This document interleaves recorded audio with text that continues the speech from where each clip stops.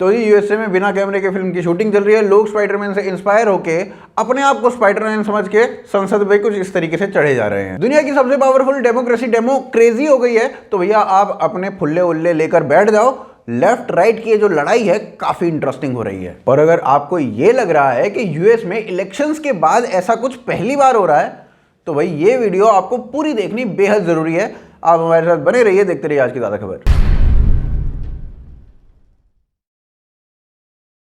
तो जी Trump supporters के मन में ये बात पूरी तरीके से बैठ चुकी है कि ईवीएम खराब थी। अरे मतलब मैं भी कांग्रेस वाले मोड में आ जाता हूं और ईवीएम में चला जाता हूं, तो मतलब ट्रम्प सपोर्टर्स के मन में ये बात घर कर चुकी है कि जो इलेक्शंस थे ये रिग्ड थे। तो ये ट्रम्प सपोर्टर्स ने वहां की संसद पर ही कब्जा करने की कोशिश कर ली है, लेकिन इसका कोई खास फायदा होता हुआ दिखाई नहीं दिया, क्योंकि वहां की कांग्रेस ने जो बाइडेन को प्रेसिडेंट इलेक्ट कर दिया है और 20 तारीख को अब वो शपथ ले भी लेंगे। अब ये बात सुनकर जिन लोगों ने संसद पर कब्जा किया उन्हें कब्ज हो गई, और इवांका ट्रंप ने इन लोगों को ही पेट्रियट बता दिया।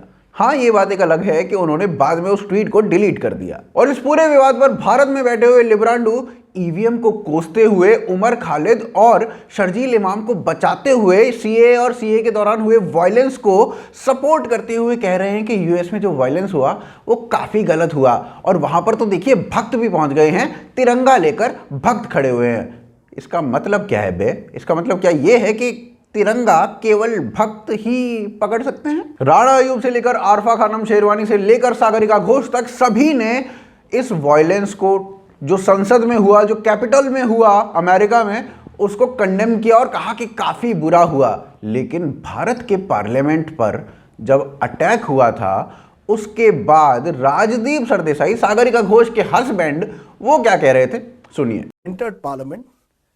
Within 5 minutes of us entering, we heard gunshots, and parliament had been attacked by terrorists. One of our first reactions was, my cameraman said, "Sir, चलिए." I said, "चलिए कहाँ? यहाँ रुकना है." I said, "यार ये स्टोरी हमें करनी है, आप मजा करो." Wine forgotten, kebabs forgotten. It was a great day. Rajdeep Sardesai के हिसाब से अटैक ऑन पार्लियामेंट काफी कूल है ब्रो, क्योंकि उन्हें इससे न्यूज मिल रही है, मसाला मिल रहा, पैसा मिल रहा है। पार्लियामेंट पर अटैक करने वाले आदमी थे जिनका नाम था अफजल गुरु, और उस अफजल गुरु को अपना गुरु मान लिए हैं राणा अयूब ने। और देखिए किस तरीके से उनका सपोर्ट कर रही हैं, बचाव कर रही हैं, और कह रही हैं कि भारत जो स्टेट है वो अफजल गुरु को परसिक्यूट कर रहा है, कितना गलत कर रहा है। जेएनयू में अफजल के सपोर्ट में इवेंट कराए जाते हैं, उसके सपोर्ट में नारे लगते हैं, और अफजल को कहा जाता है, अफजल भाई हम शर्मिंदा हैं, तेरे कातिल जिंदा हैं। मतलब इनके कातिल कौन? इनके कातिल जजेस, इनके कातिल भारत का कॉन्स्टिट्यूशन, इनके कातिल भारत की सरकार। उनका क्या करना चाहते हो बे? और ऐसे लोगों को ही ये ट्रू पेट्रियट बोलते हैं जो इस तरीके की बातें करते हैं। अब इवांका ट्रंप ने इन लोगों को पेट्रियट बोल दिया तो इनके नाक भूं सिकुड़ भी रहे हैं। अलग लेवल की हिपोक्रेसी है भाई, ऐसे कैसे चलेगा दीदी। पर चलिए लिब्रांडुओं को छोड़ते हैं। किसी एक पर्टिकुलर वीडियो में लिब्रांडुओं के ऊपर पूरा टेक लिया जाएगा और बताया जाएगा कि किस तरीके से ये लोग ऑपरेट कर रहे हैं। अभी हम बात करते हैं कि यूएस में अब से पहले जो पीछे के इलेक्शंस हुए हैं उनके बाद क्या क्या हुआ है, लेकिन उससे पहले ये देखना काफी जरूरी है। ब्लैक लाइव्स मैटर के दौरान जब प्रोटेस्ट चल रहा था उसमें काफी वायलेंस भी हुआ, और उस वायलेंस को जस्टिफाई करते हुए वहां की एक वेबसाइट ने कहा कि ऐसे वायलेंस जरूरी हैं क्योंकि इससे रेवोल्यूशन आता है।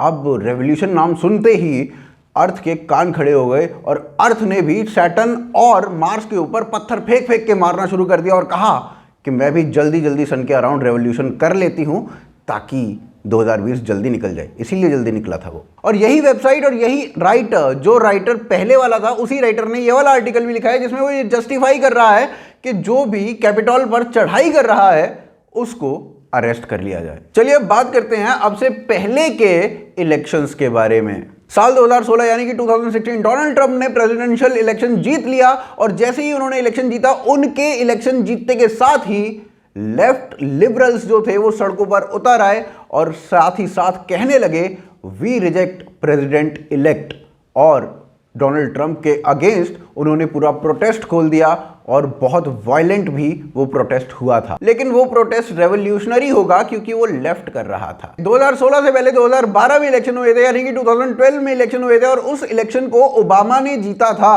और जब ओबामा ने वो इलेक्शन जीता था तो कोई भी वायलेंस नहीं हुआ था।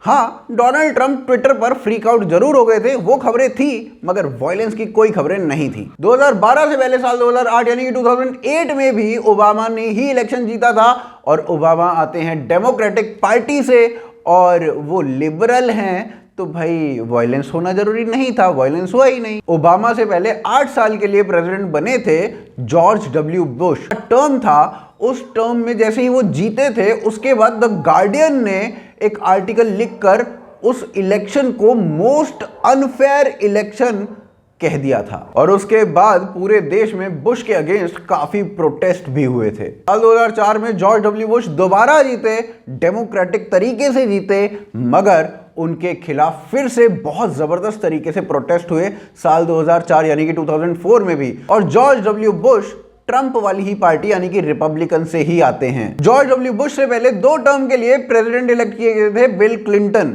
और बिल क्लिंटन जब दोनों ही बार प्रेसिडेंट चुने गए, दोनों ही बार कोई भी वायलेंस नहीं हुआ। बिल क्लिंटन आते हैं जो बाइडेन वाली पार्टी यानी कि डेमोक्रेट से। तो 1993 से 2020 तक जब भी कोई रिपब्लिकन पार्टी यानी कि राइट विंग वाली पार्टी का प्रेसिडेंट चुना जाता है, वो चुनाव जीतता है, तो जो लेफ्ट विंगर्स हैं वहां पर वो जबरदस्त तरीके से प्रोटेस्ट करते हैं, वायलेंट प्रोटेस्ट करते हैं और उसको जस्टिफाई भी कर ही दिया जाता है किसी ना किसी तरीके से, क्योंकि वो वाला जो रेवोल्यूशन ला रहा होता है वायलेंस। और 1993 से 2020 तक पहली बार जब कोई डेमोक्रेट जीता है तो उसके अगेंस्ट इस तरीके का वायलेंट प्रोटेस्ट हुआ है और इसके बारे में सबका विचार एक ही है कि भाई ये तो गलत कर रहे हैं, ये वायलेंस गलत है। मतलब एक वायलेंस हो गया सर्फ एक्सेल वाला कि वायलेंस अच्छे हैं, दाग अच्छे हैं। दूसरा वायलेंस हो गया निरमा वाला कि दाग तो जाएंगे नहीं, आपके हाथ गिर जाएंगे, तो भाई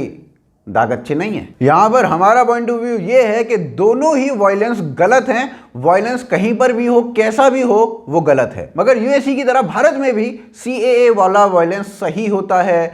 जब लेनिन की स्टैचू को गिराया जाता है तो वो गलत होता है। जब राम भगवान की स्टैचू को तोड़ दिया जाता है, बिहेड कर दिया जाता है, तो उसमें सेक्युलरिज्म की जीत हो जाती है। अब इतनी हिपोक्रेसी के साथ कैसे चलेगा ब्रो? तो भाई उम्मीद है कि वीडियो पसंद आई होगी। अगर वीडियो पसंद आई है तो वीडियो को ज़्यादा से ज़्यादा लोगों तक पहुंचाइए, लाइक कीजिए, शेयर कीजिए, कमेंट करके बताइए वीडियो कैसी लगी। साथ ही साथ आप हमें patreon.com और ज्वाइन बटन के थ्रू सपोर्ट कर सकते हैं। सपोर्ट बेहद अनिवार्य है और बेहद वांछनीय है। सपोर्ट के लिए आप लिंक ढूंढ सकते हैं डिस्क्रिप्शन और पिंड कमेंट में। उसके अलावा आप हमारी मर्चेंडाइज खरीद सकते हैं भोकालफैक्ट्री.com से। दोनों ही के लिंक पिंड कमेंट और डिस्क्रिप्शन में दिए गए हैं। साथ ही साथ आप हमें ट्विटर, फेसबुक, इंस्टाग्राम पर फॉलो कर सकते हैं। आप देख रहे हैं आज की ताज़ा खबर। जय हिंद, जय